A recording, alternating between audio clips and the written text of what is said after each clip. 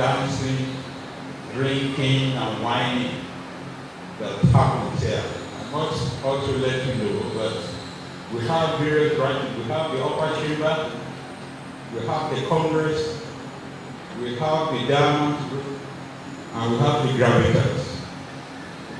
But having said that, distinguished ladies and gentlemen, we have also talked about who do we have as the chairman for this occasion.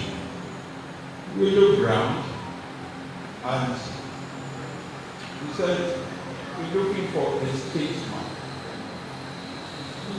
an elder speaker, a quintessential public figure, and the church falls on no other than our chairman for today.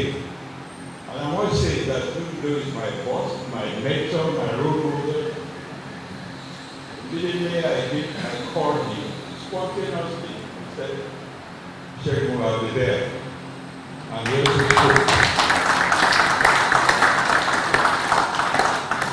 But who is this man? A gallant soldier, an impeccable man, a Lagosian by excellence, a Lagos boy.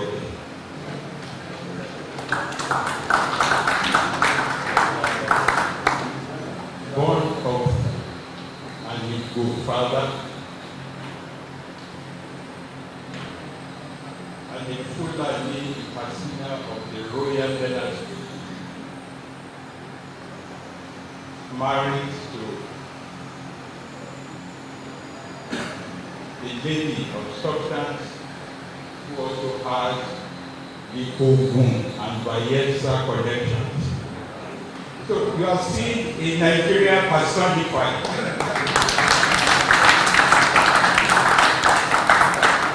And that is where is an epitome of Nigeria's cultural unity and diversity.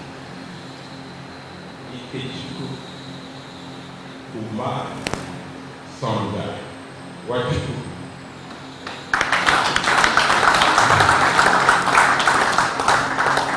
In and out of uniform, it was fantastic, quintessential.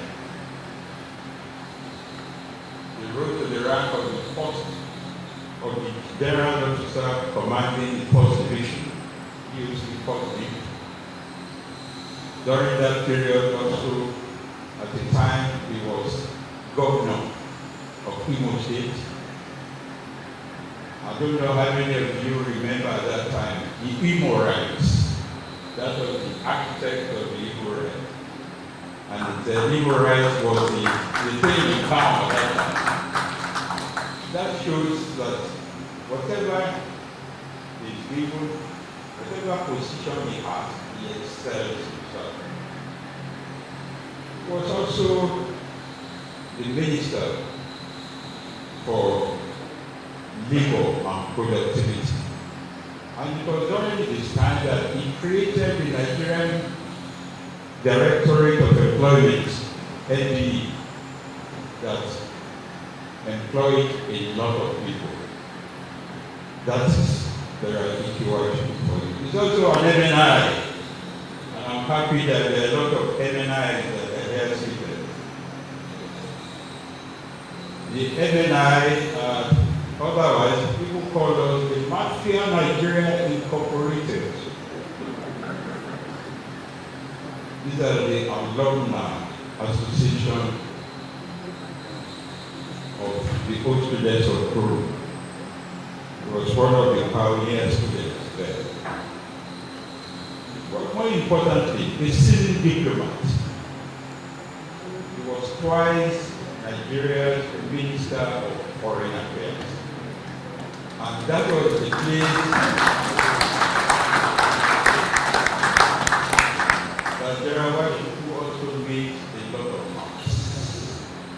And by sheer coincidence, I was the arrow edge of is that there in the Ministry of Foreign Affairs economic diplomacy as one of the products of the structural adjustment program. We came out with this idea that we need to use the diplomatic establishment to attract foreign investment and promote Nigerian non-exported exports. I happen to be the director of a restructured International Economic Cooperation Directorate, the Trade and Investment Department that I had the opportunity to nurture and also to manage when I was the Minister of Foreign Affairs. We did quite a lot of things here during that period.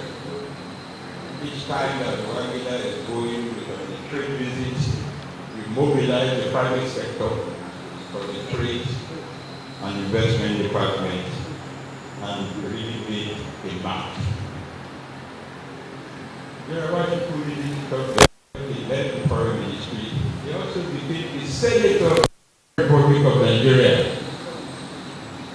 And so this is a man that has seen it all. He's a Nigerian personified. He's a quintessential public servant, a seasoned diplomat, and please join me in welcoming Major General Biscon Tv.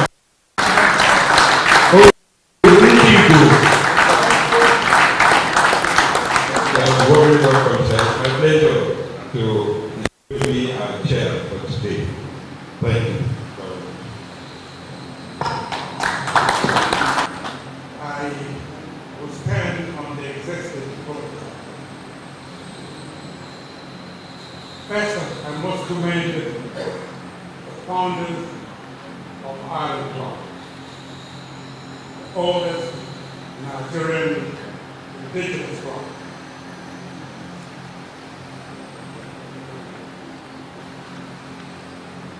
It was clearly a fitting answer to the colonial powers at the time, who had their own exclusive club, to which Nigerians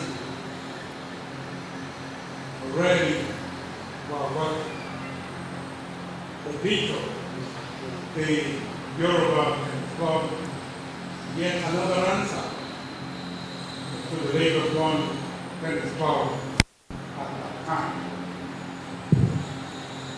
I believe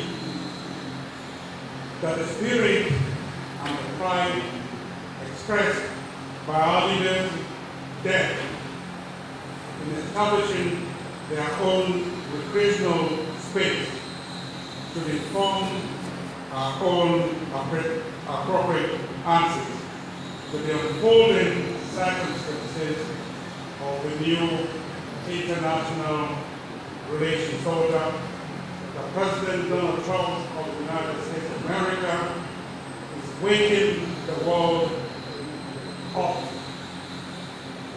In my time, as Nigeria's foreign minister, we introduced economic reforms aimed at making the Nigerian economy robust and highly developed, and its people strongly being players in Africa and world trade, respectively. In close collaboration with our private sector, we established at that time a Nigeria Incorporated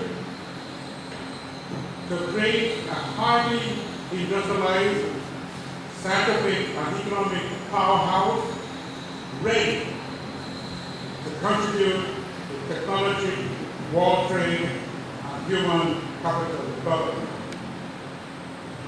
Had we continued along this path, our country today would have been in an excellent position to benefit from whatever policy changes that powerful countries and conglomerates make, rather, unfortunately, than panicking, and therefore not using what we have to deal with the emerging challenges to others. I personally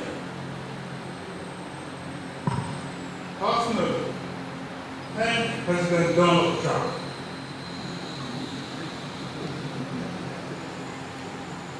I'm not his apologist, but I personally thank him for jolting us from our slumber. His new postures in international relations should be seen as a spur, not a setback. For us, this moment should be about seizing the opportunity presented to turn a legacy of external dependence into an era of self-driven growth.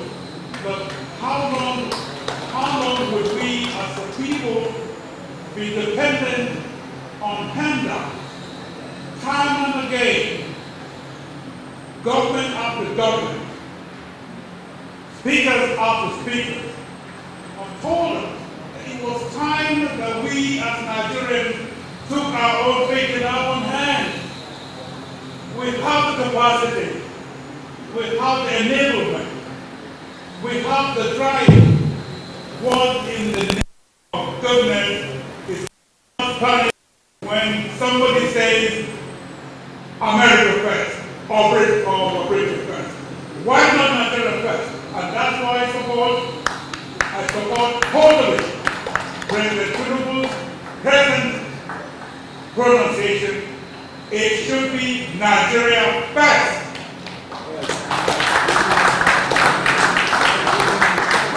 Consequently, we must be prepared to confront our challenges head-on and innovate solutions internally. We must therefore make relevant policies for our own development. To that extent, like I said earlier, I support President Bola Ahmed Tinubu's Nigeria First policy.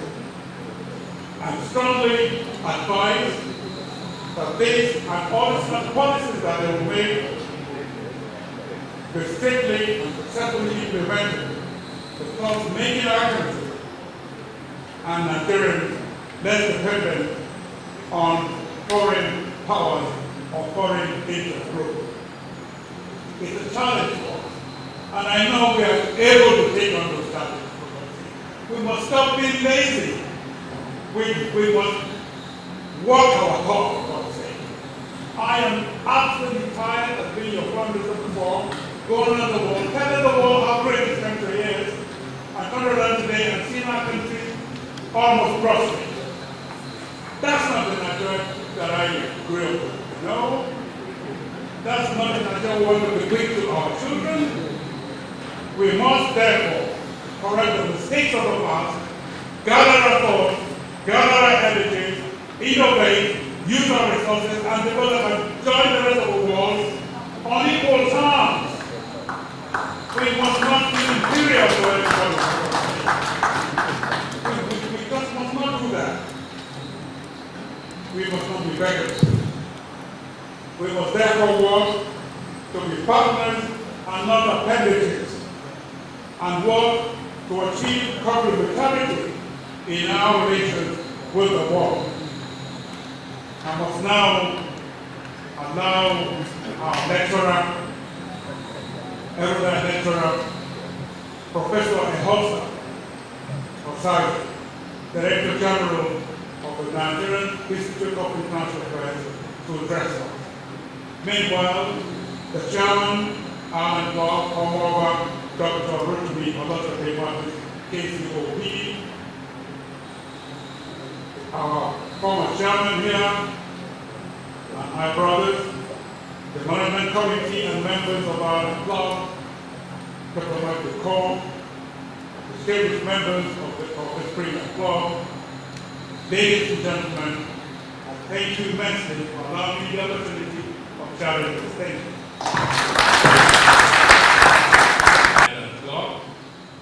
And The chair of today's occasion, my Oga, very Oga at the top, General IOS Wanchukwu, of whom it's been said when he was a younger officer,